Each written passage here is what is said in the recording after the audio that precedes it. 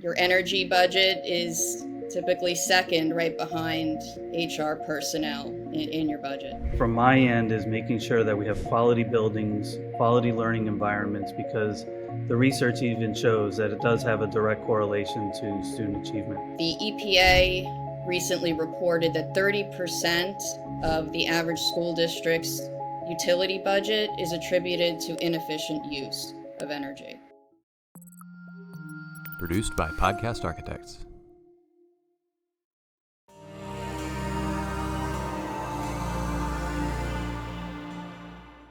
Hey, welcome back. I'm your host, Dr. Rick Fernandez, and this is the TALAS Partnership Spotlight. This is an opportunity for us to honor our partners who are serving school districts in a very special way. I'd like to welcome my two guests, Dr. Ray Sanchez, Superintendent of Schools, and Kendra McQuilton, CEO of Energia. Welcome to the TALAS Partnership Spotlight. How are you guys doing today? Doing really well. Thank you for having us. Now, we always jump in with a little bit of your backstory. So, Dr. Sanchez, I'm going to jump to you first. Quickly, just tell us a little bit about yourself, your leadership, and where you've served students at. Yeah, so I'm currently the superintendent of the public schools of the Terrytowns. This is actually my first 30 days at this point. Prior to that, I served as a superintendent in the Ossining School District for 10 years and in total 25 years of service in the Ossining community. And prior to that, actually, I had 1 year in the Peekskill School District as a building principal. So that gives you a little bit of my experiences to this point, and very much committed throughout this process on ensuring excellence for all kids through a lens of equity. And Kendra, how about yourself? How did you become the CEO of Energia? Sure, Rick. Well, it's kind of an unlikely story. I was a writer and an English major in college, and Energy is actually my family business. So while I was out in the corporate world for a couple years, my dad was in need of help with the business. And I always enjoyed business too. And so about 22 years, I came over to the company, started out doing everything, answering phones, you name it, just getting to know the company and the business. And at this point, about 7 years ago, I took ownership. So I heard you say you're an English major. So to me, probably to Dr. Sanchez as well, it's like that speaks teacher. Like you want to be an English teacher. We have spots open, I'm sure, that if you get well, tired. If this doesn't work out, yeah, that sounds good. Exactly. All right. So, Dr. Sanchez, I have to ask you about your why. I like to start with that, particularly with leadership. What influences the way you lead school districts?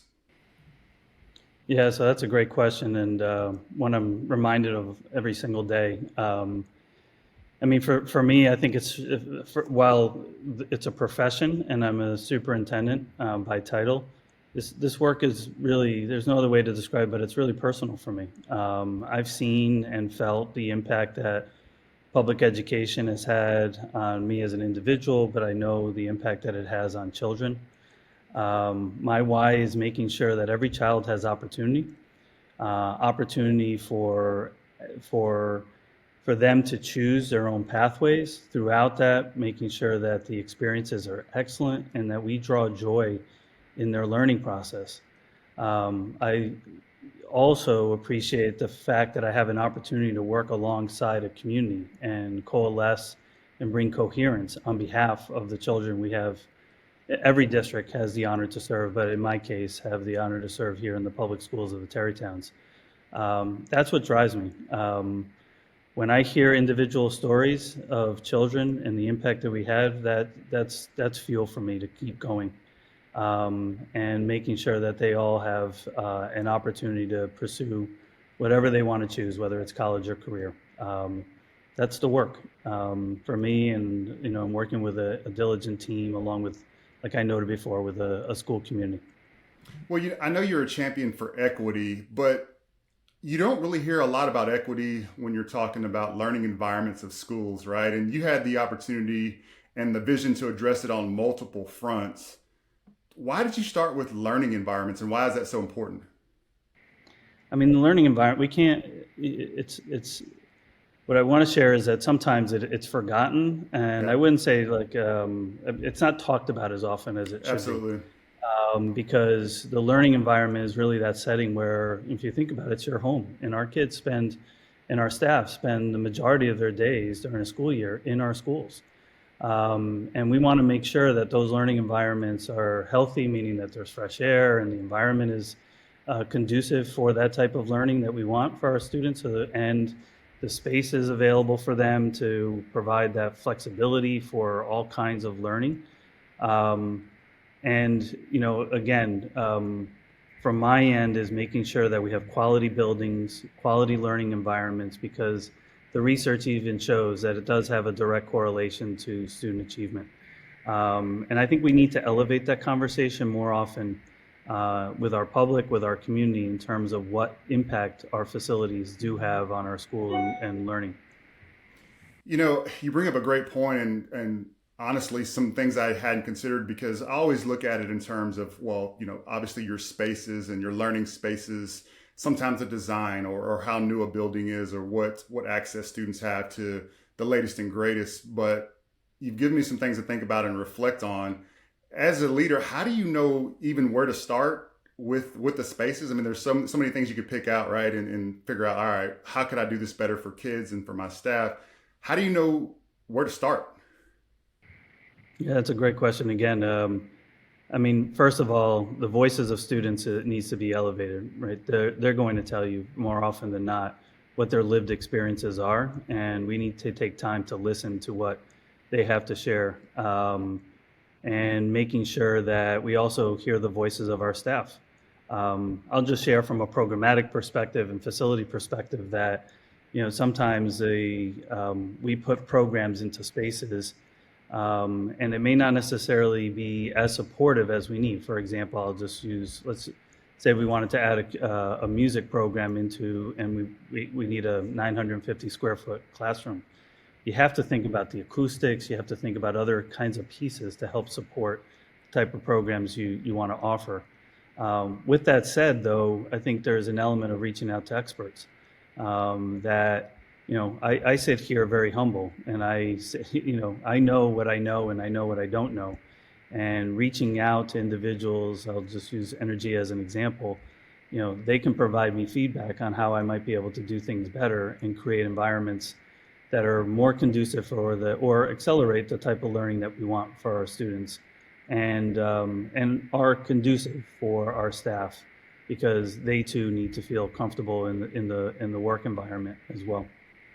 So, Kendra, I got to ask you. So, Dr. Sanchez or a school district reaches out to you, and you understand his vision for equity for his students and his staff and his community. What are some of the ways you're helping school districts achieve this vision? And in particular, if you could talk a little bit about Dr. Sanchez's equity vision, how did you help him take those first steps? Absolutely. Well, as Ray mentioned, listening to the students, we consider it our primary job to listen to our school district clients and what is their priority.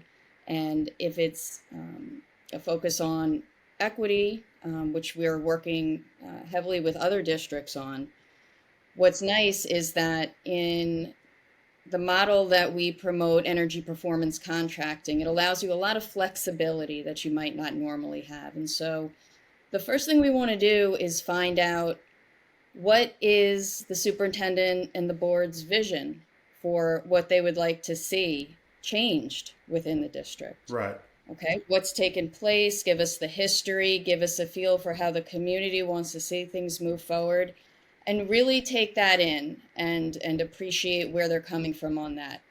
From there, we're able to guide the district and the project scope along so that, for example, maybe there are school buildings, elementary schools, that have not gotten the same level of upgrades as other buildings in the past.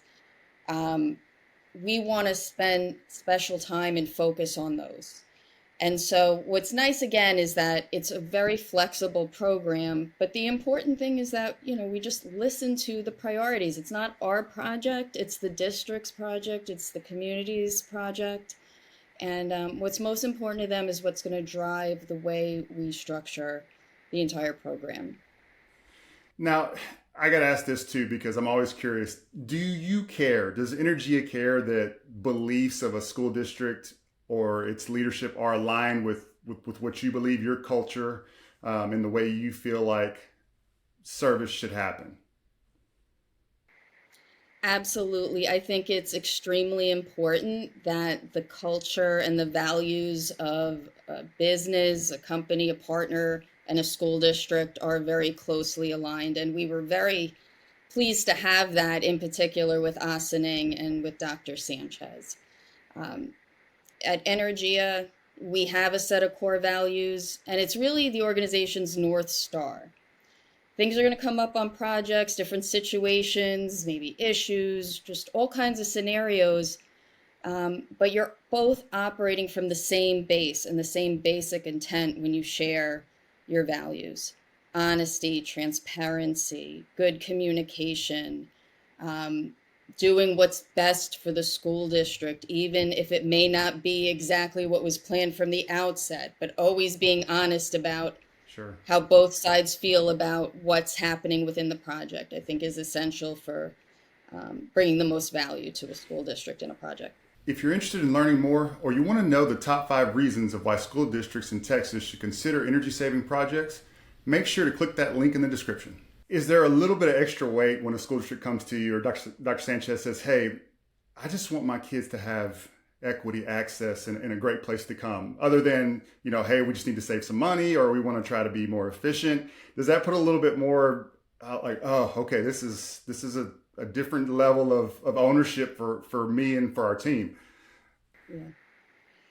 Well, it does perhaps, but I think it's a great Yes. situation when that happens. We embrace that, we welcome that, because typically when that will happen, it really means that the superintendent is committed, dedicated, and all in on really what's doing best for the students. They're very sensitive to that and connected to that. And I think those make for the best projects. We are also very interested in the student experience. We offer a uh, STEM learning program for students that are interested in learning more about the engineering and the energy calculations that go into these projects. And we offer scholarships for students. So we're also very tuned into the student experience and how this project can impact them directly.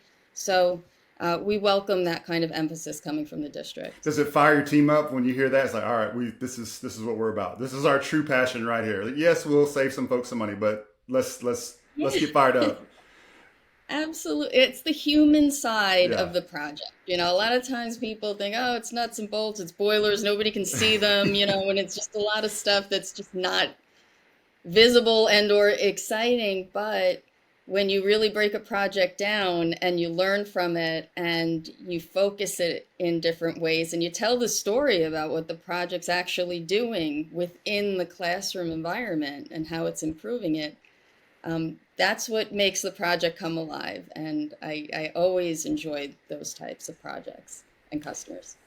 That's fantastic. And I'm sure, Dr. Sanchez, you'd agree, that's what we want, right, as leadership. We want somebody to have the same passion that we have for our kids and our staff, our buildings, and ultimately our community that we're serving. I mean, were you able to sense that passion off the bat when you started like reaching out and saying, hey, this is kind of what we want to do and how we want to do it? Yeah, I mean, I'll just frame it this way. As a superintendent, you're very cautious about who you bring Yes. into the district, both as an educate, who the teachers you hire, any staff members, and in addition to any consultants. They have to be aligned and with your work, and you see the value added in bringing them into your system. And without a doubt, in Energia from the beginning, Kendra and her entire team have been extremely cooperative, great listeners, trying to understand our story and what we were seeking to accomplish. And I'm, as such, we're able to bring a community and a school board to really understand the value added of what we are hoping to accomplish. And I'm confident in that it's going to really lead to better facilities for our students and learning environments for everybody. Dr. Sanchez, where do you see this going in terms of the evolution for school districts, their energy efficiency, their equity, and really the limited budgets that are out there. I mean, I know every state has its own budgetary issues, but it feels like public education takes a lot of the brunt of that. I know in Texas we feel the crunch a lot with how we're funded. What do you see in the future if you get a crystal ball and give us a little bit of insight there? Yeah, I mean, probably the best way I can frame it is I think this is just best practice, right? This isn't necessarily towards the future, but it's the future and the now, Sure. right? We as superintendents are consciously, we have a fiduciary responsibility to our community, and we take that very seriously. And this is one way in which to do that. I think we also are, and we need to be conscious of our environmental impact.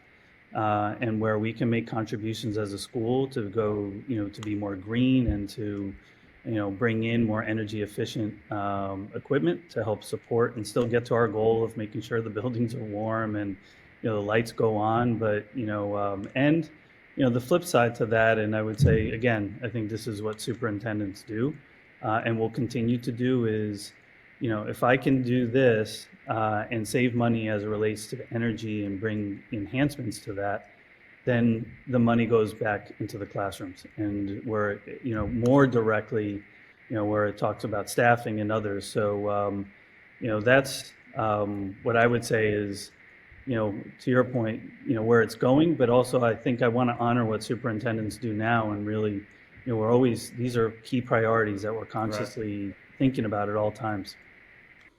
Kendra, I'll kick you the same question. You're on obviously the side of it that you're seeing some new developments in this space, but where do you feel like it's going in particular for K-12? Well, I think it's a very exciting time for K-12. As I said before, I've been doing this for over 20 years. And when I first started, energy efficiency was talked about, but nothing close to the way it's being discussed now as an integral part of the district's strategy and the board's goals to make that a better situation. The EPA recently reported that 30% of the average school district's utility budget is attributed to inefficient use of energy. And as everybody knows, your energy budget is typically second right behind HR personnel in your budget. And so what's exciting, though, even though that may be a downer statistic, what's exciting is that it creates a huge opportunity for districts to really make an impact by reducing their utility bills and using that savings to drive money back into the classroom and drive capital improvements into the classroom. So I am really pleased that districts are talking about this a lot more now, and not only talking about it, but they're actually taking steps like Ossining, like other districts, to do something about it and research it and find the expertise that's out there so they don't have to become the expert overnight. They can still do something important by getting the resources outside of the school district. So if a school district would be interested, right? I mean, in Texas, it's a little warm down here. And energy efficiency has not always been our strong suit, particularly in my own house. What would be a first best step for a school district or a school leader, school board that wants to either know more or just find out, hey, how do we do this a little bit better, a little bit more efficient? Sure. I think that the key to success is having the right expertise on the district side of the table. That's not, a promotion for Energia, but truly, there's 100 different companies out there, strategies, technologies, and just in speaking with school districts over the years, they just don't have the ability to synthesize all of this information coming at them and people who want to have meetings with them to figure out what is the strategy that we want to do here and what is best for us, And so I think it's important to seek out a company that can be your partner independently of any equipment or any one-off solar or this or that strategy. Listen to your goals, of course, first. Listen to what the district wants to achieve. And then once we know that we can develop an action plan that makes sense financially, environmentally, in terms of the students, the community. And every district has different priorities that I think the best projects are the ones that speak directly to those and are modeled around those. So I got to put you on the spot. Why Energia? Why you, right? Why? Well, Energia is, a business that I've dedicated really my whole career to, and it's of course, my family business. It's our legacy. But beyond that, um, we focus on K through 12. We always have. We understand the culture of schools, the sensitive nature of things that go on in school districts. We um, understand the learning environment, and we have developed a tremendous depth of expertise in the area of helping school district fund upgrades to make them more efficient and sustainable, and do so over the long term. So we have a great track record. We again are all in on the K through 12 market. This is not just something we're dabbling in, but that's 100% our customer base, and I think we're just very grateful for the community and their support over the years. I think that's I just keep getting these little hints that you really wanted to be a teacher. The fact that you're focused solely on K-12, you have this degree that's just like tugging on you. I don't know. It's just something about your energy is like, come on, Dad. Let me just. No, I'm joking. Okay. So this is your first 30 days. What have you been most nervous about during this first 30 days with the school district? Like anything else, you hope you come in and you hope everyone is. Oh man, that's a good question. Sorry. That's why I was rapid fire, trying to get you on the spot.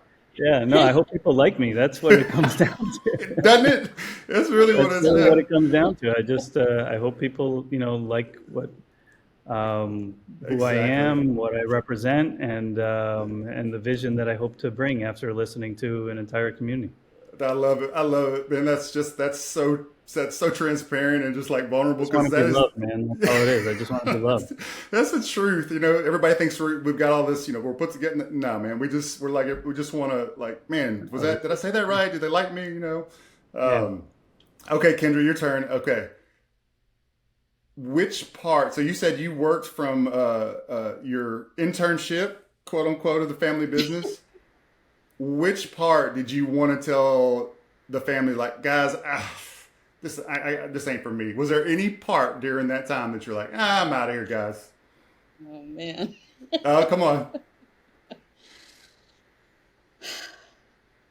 Well, I'll say this, that there were plenty of times where I said, Dad, no, I don't want to do that. I don't want to present. I don't want to go to the luncheons by myself. I don't want to, do all these scary things. But having been forced to, those were some of the best experiences of my career. So, what was his rebuttal? I got to know. What was his rebuttal when you said, Dad, I want to do this? What did he say? Just, you gotta go. You gotta go. Somebody's gotta go represent the company, and this is what we gotta do. It's pretty black and white over here. And so I, was scared to death, many of the times, but it brought me to where I am today, and it was, in retrospect, very good. So sorry, Dad, for fighting you. What's funny is it's similar feeling, right? It's just scared, just like wanting to, like, I gotta go get up here, and it's just, at the end of the day, we're just hoping that we do a great job for our own professions. That's hilarious. Dr. Sanchez, give me your favorite school lunch. What school lunch have you eaten that's been your favorite over your career? Is there anything that stands out? The square pizzas. Those are good, aren't they? Do you fold them? What's that? In Texas, we fold them. I'm not a folder. Like dump hot sauce all over. And then at the end, I start folding. So I guess I'm a hybrid. So I eat straight and then I fold it towards the end. Oh, man. Okay. I've never tried to fold in the earlier, the first bite. So I might need to jump into it. I don't know. It's probably because they were underdone back when I went. Like they probably weren't all cooked, so you There's a could little like. doughiness to the pizza, which is also part of the reason why I like it so much. So yeah, Exactly. we may have eaten at the same cafeteria at one point. That could be that very well could be true. No, it's school lunches. I love them. They get a bad rap. I think for the most part they're pretty They're good. getting better. Yes, absolutely. Okay, Kendra, what's the biggest amount of dollars you've been able to save a school district, like from service? Like, give me a whopping number that y'all were like, all right, we can make this thing zoom with efficiency. And I'm going to take that and try to apply it to my own house. But you go first. I mean, I think our largest project saved somewhere between $1.5 and $2 million a year in Oh my energy, gosh. and over $1 billion when we tally up all of the savings that are going to be generated by the projects over their terms. So I don't know, Rick. I'd like Oh to my gosh. help you, but I just imagine like you guys going around and say, "Hey, we're not trying to air condition the entire neighborhood here, okay? Or cut. Are you in the lab? Cut the lights out. That's all I need." So I don't know. I'm just my own. It's hot in Texas. It's 103 right now, so energy bill's a little high. Well, that brings us to the end of another TALAS Partnership Spotlight. I'd like to thank Superintendent Dr. Ray Sanchez for joining us and CEO, aka teacher, Kendra McQuilton of Energia. Thank you both for joining us. It was a pleasure having you. Thanks for having us. thank you, Rick. It was a great podcast. Thank you. Anytime. Make sure you check out Energia at their website, energiasaves.com. And don't forget you can receive those top 5 reasons of why Texas school districts should consider energy saving projects. Make sure you click the link in the description. And if you want to learn a little bit more about TALAS and all the amazing things that are happening, please go to the TALAS website at talasedu.org.